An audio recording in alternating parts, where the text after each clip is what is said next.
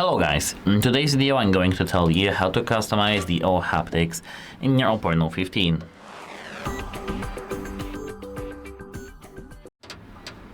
So, the first thing that we have here in this phone is the vibration per action. First open settings, and here now scroll down to the sound vibration.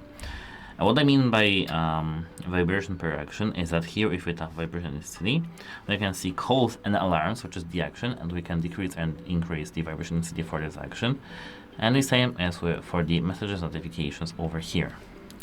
Apart from that, we can scroll down to the O-Haptics over here, and now we can enable System Haptics. We can here now enable the System Haptics that is just for the system controls in the system controls and interactions.